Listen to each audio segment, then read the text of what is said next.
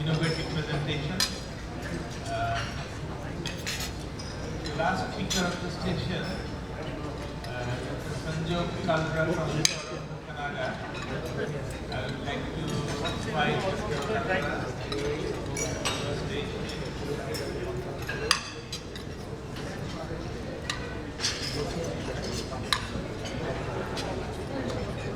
His topic of presentation is rivals in CPCI, making the difference between many. So, before giving Carlos talk, I just did a single announcement. I am requesting all of our friends and colleagues, please take your lunch. And eventually, taking lunch, you should hear, hope you hear, to listen Carlos' lecture. As well as within 10 minutes, you get some time to prepare ourselves to go for the live session. It is 2 o'clock, we will transmit the live case from Villa and 20 Colombo. Hope you all enjoy this lecture. Thank you very much.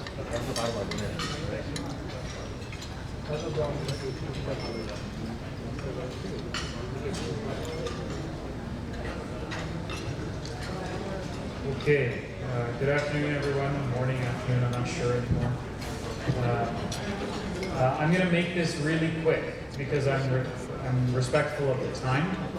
But the idea of this talk is to talk a little bit about the role of IVUS and CTO-PCI that goes beyond the usual that we do, beyond vessel sizing, beyond plaque composition, to show you some of the power that intravascular imaging can provide in terms of getting you good results. I have 2 cases in here to go through. I'm actually going to skip through the first case because it's what we call an IVUS-guided proximal cap puncture, and that's a fairly well-established technique. And we'll go straight to the second case, which surprised me until I started looking at the literature and realized that this is actually not an entirely unusual scenario. So this was a 63-year-old guy, African-American, which is what was the primary patient population where I used to work. He had the usual cardiac risk factors, stage 5 kidney disease, so on dialysis, and on escalating doses of nitrates as a result of bad symptoms. And this was the reason why. So this is his diagnostic angiogram demonstrating an RCA-CTO. It looks short. It's actually, there's a disarticulation of the vessel there proximally, so it's about 20 millimeters. Ultimately, when you look at it in a variety of views, there were reasonable collaterals, but the patient ended up getting rather uncomfortable just with left system injection and left system engagement. So we moved fairly quickly through this and moved into an investment approach for a variety of reasons. So these were the investment results, and this is where the fun starts, right? There's TIMI3 flow in all of these branches, as you can see. But how many branches are there? Right? There's lots of dissection planes in the middle of the vessel, but you've got one big RPL system, one very high-rising AM that sort of doubles as a PDA. So you've got 2 distal branches out. Not bad from an outflow perspective. But interestingly, he tells me that he's not symptomatically improved, but now here's what he looks like 8 weeks later. Now how many branches do we have? So there are now 4 distal branches, double the amount of distal perfusion.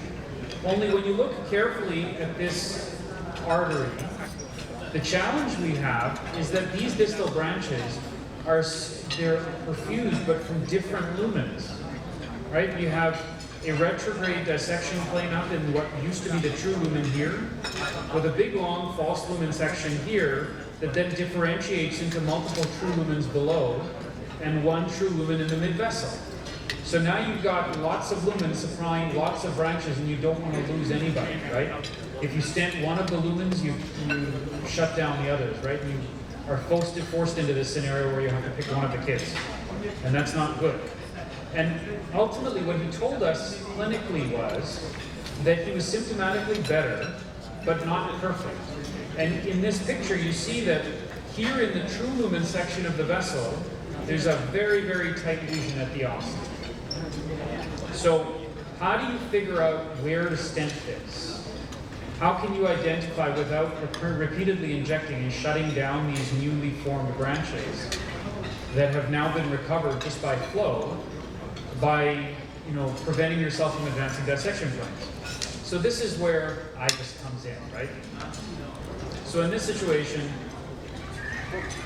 you've got all these branches distally, and you've got this problem proximally. So what we did is we IVUSed this, going into one of the false lumens, and paid particular attention to where you had reconstitution.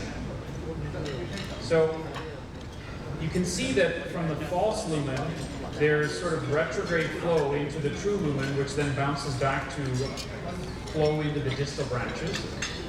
But as the IVUS pulls back, it finds the point of confluence. I'll pause this and I'll bring it back here.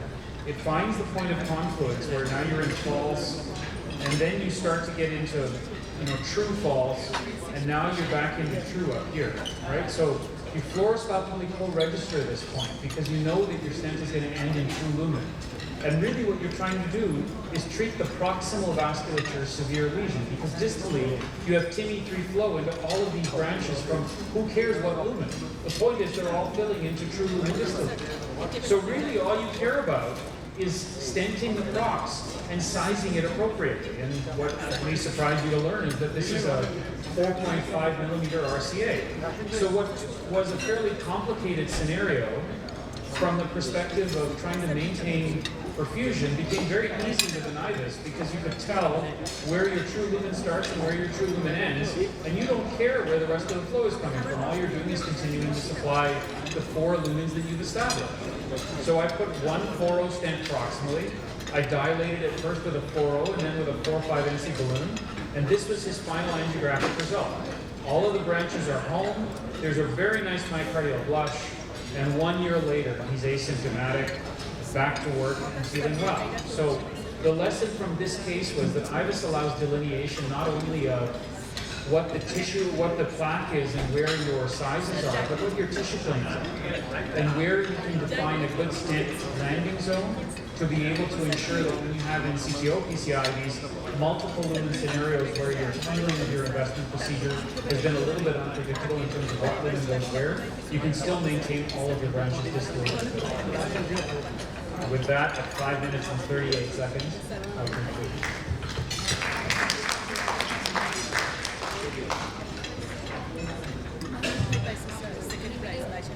Thank you for finishing earlier than the schedule. Actually, we are running way behind our time, so we will not have any question and answer session because everybody is busy having their lunch. We will conclude with brief remarks from the panelists. First, Professor Tabdil Ahmed. Thank you very much, Professor Taleb. Actually, all the presentations were excellent. I was starting with our empathizer with the different cases. Babati, excellent algorithm of CTO should be a guideline for all of us. But Dr. Ibashi showed us that how to advocate CTO. Professor Omar Zadeki, actually he did a very well on how to protect the side front. It's very important we concentrate on the main vascular without getting on the side front. So we have to keep our side front and protect it. And for Dr. Sanjay Kairala, the use of IVUS in the CTO, presentation, Dr. Tadul Badia, he showed us how to engage with the approach and as a new technique to support the CTO.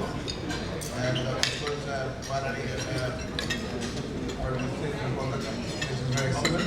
Nothing much to add here. Thank you for all the speakers from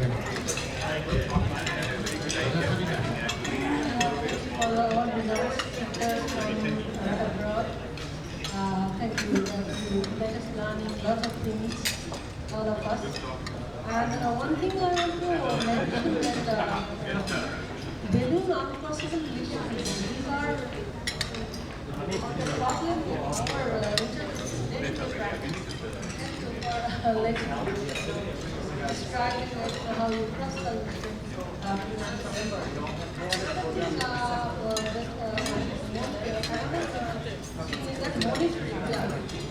is required not for the CT basis, for every intervention, every case. He also has the main you have to monitor. That's what he did. People think that the upstairs have a That's all I want to mention. So thank you for all of the fabulous places that we learned today. Thank you. Just we keep waiting for the next live session, which is scheduled to start at 2:10 p.m. In the meantime, we'll have our lunch and prayers as well. Thank you so much.